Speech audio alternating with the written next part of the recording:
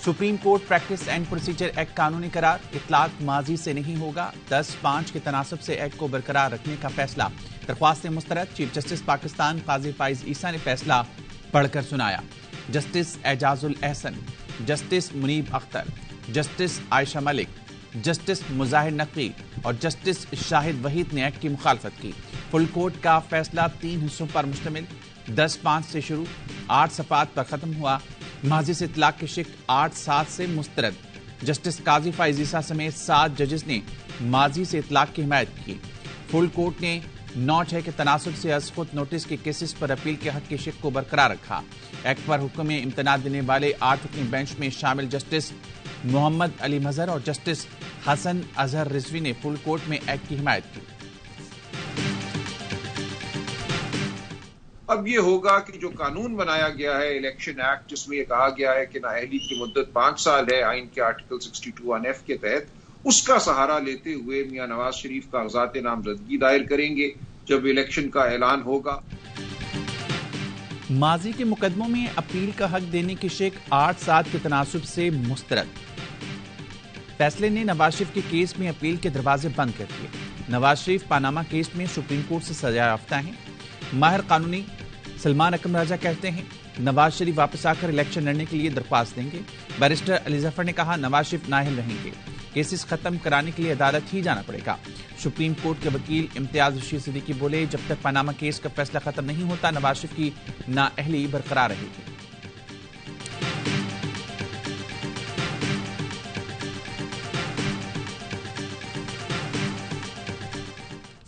Nawaz Sharif London से रवानगी के लिए तैयार। सऊदी अरब और दुबई से होते हुए 4 साल बाद 21 अक्टूबर को पाकिस्तान पहुंचेंगे। नवाज शरीफ को एवनफील्ड से कारकुनों ने रुखसत किया। नवाज शरीफ 2019 में जेल से इलाज का कहकर लंदन गए थे। मरीम नवाज कहती हैं अवाम परेशान, नौजवान, मजदूर, दिहाड़ीदार, बेरोजगार हैं, इसलिए नवाज शरीफ वापस आ रहा है। पाकिस्तान की तरक्की यकीनी है। लाहौर में बल्दियाती नुमाइंदों और कारकुनों से गुफ्तगू, कहा गरीबों का साथी और हमदर्द सिर्फ नवाज शरीफ है। नवाज शरीफ कौम को फिर अच्छे दिन दिखाएगा।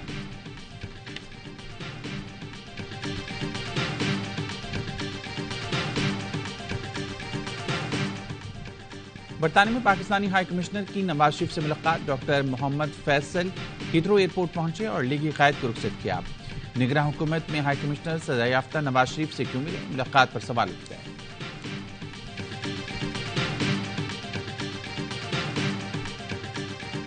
तमाम जो फैसले हैं वो हमेशा के लिए नहीं होते, कभी कुछ फैसले तब्दील भी हो जाते हैं। मुस्तकबिल में क्या होगा इसके बारे में कुछ कह नहीं सकते। ये कह रहे हैं कि मियां साहब को अगर अपील का हक नहीं दिया गया तो मुस्तकबिल में क्या पता क्या हो जाए। नहीं, उनके हक में भी हो सकता है। अभी नहीं लगता कि उनको कोई बड़ा रिलीफ मिलेगा।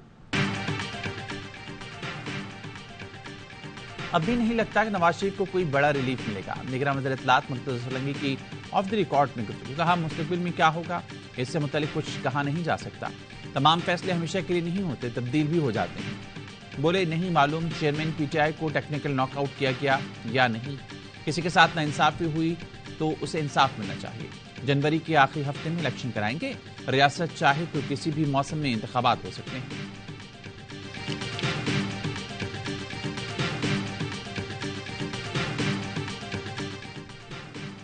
चेयरमैन पीटीआई ने साइफर केस रुकवाने के लिए इस्लामाबाद हाई कोर्ट से रुजू कर लिया।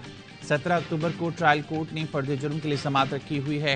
ट्रायल कोर्ट की कार्रवाई पर हुक्म इम्तना दिया जाए। सरदार लतीफ खोसा के जरिए इस्लामाबाद हाई कोर्ट में मुतफर्रिक दरख्वास्त दायर। चीफ जस्टिस आमिर फारूक आज दरख्वास्त पर समाअत करेंगे।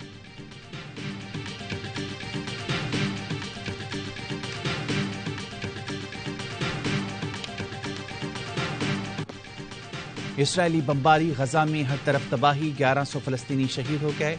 बच जाने वाले भूख प्यास का शिकार होने लगे। इसराइली मुहासरे की वजह से गजा में इंसानी अलमिया शदीद। ईंधन खत्म होने पर गजा का वाहिद पावर प्लांट भी बंद। बिजली ना होने से इमदादी कार्रवाइयां मुतासर होने लगी। अस्पतालों में जख्मियों की जिंदगियां दांव पर लग गईं।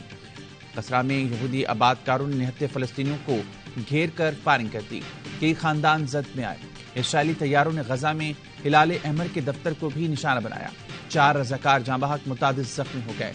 अक़वाम मुत्तहिदा ने भी अब तक अपने 9 कारकुनों के जाँ बहक होने की तस्दीक की।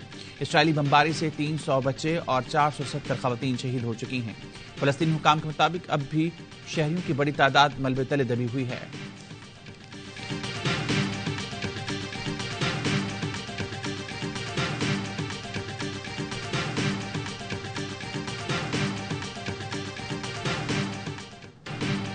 غزہ پر حملوں کے جواب میں حماس کی کارروائیاں بھی جاری۔ اسقلان پر راکٹ حملے میں 2 اسرائیلی ہلاک۔ القسام بریگیڈ نے تل ابیب کے بین گوریان ایئرپورٹ کو بھی میزائلوں سے نشانہ بنایا۔ حملوں میں 170 اسرائیلی فوجیوں سمیت 1200 اسرائیلی ہلاک ہو چکے۔ حماس رہنما اسماعیل ہانیہ کا کہنا ہے جنگ ختم ہونے تک قیدیوں کا تبادلہ نہیں ہوگا، قیدیوں کی قیمت حماس طے کرے گی۔ جمعے کو یوم طوفان الاقصی منانے کی اپیل۔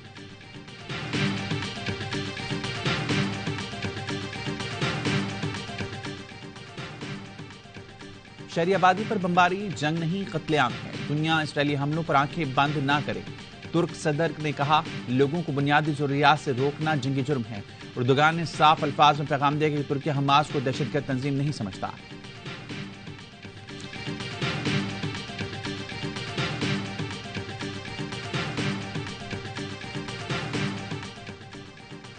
سرگودا روڈ بائی پاس پر مبینہ پولیس مقابلہ، 5 ڈاکو ہلاک۔ پولیس ملزمان کو ریکوری کے لیے لے کر جا رہی تھی، ملزمان کے ساتھیوں نے پولیس وین پر فائرنگ کر دی۔ زیر حراست ملزمان ساتھیوں کی فائرنگ کی زد میں آ کر ہلاک ہوئے۔ ملزمان دوران ڈکیتی خواتین سے زیادتی کرتے تھے۔ پولیس حملہ آور ملزمان کی گرفتاری کے لیے سرچ آپریشن کر رہی ہے۔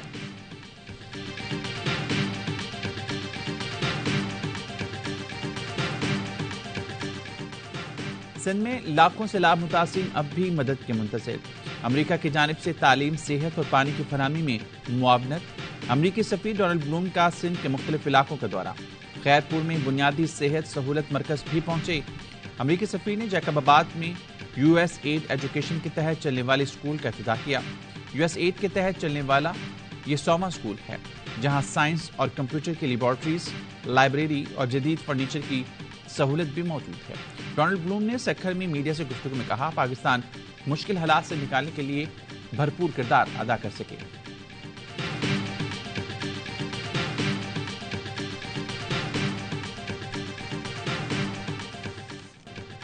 دنیا کرکٹ کا سب سے بڑا مقابلہ ہفتے کو احمد آباد میں ہوگا۔ ورلڈ کپ میں پاکستان اور بھارت کی ٹیمیں مد مقابل آئیں گی۔ ہائی وولٹیج میچ کے لیے تیاریاں زوروں پر، پاکستان ٹیم احمد آباد پہنچ گئی۔ شال پہنا کر کھلاڑیوں کا استقبال کیا گیا، پھولوں کی پتیاں نچھاور کی گئی۔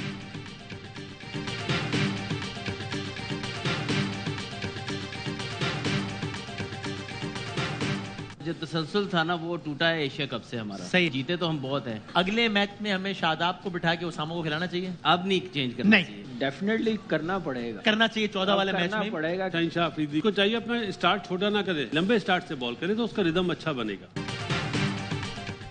بھارت کے خلاف ٹیم میں تبدیلی نہیں کرنی چاہیے، ایشیا کپ میں جیت کا تسلسل ٹوٹا، انجریز بھی ہوئی۔ سابق کپتان اظہر علی کا پروگرام ہر لمحہ پرجوش میں اظہار خیال۔ باسط علی نے کہا شاہین آفریدی کو لمبے رن اپ سے بالنگ کرنی چاہیے۔ کامران اکمل نے بھارت کے خلاف اسامہ میر کو کھلانے کا مشورہ دیا، کہا اس ورلڈ کپ میں تمام ٹیموں کے اچھے بالرز ناکام ثابت ہوئے۔ پروگرام میں علی سکندر بنے مہمان۔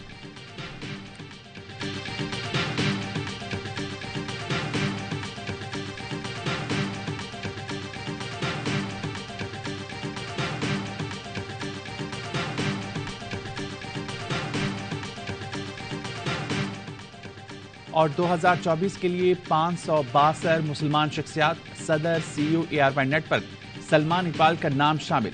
Royal Islamic strategic studies centre نے دنیا کے 562 ترین مسلمانوں کی فہرست جاری کر دی۔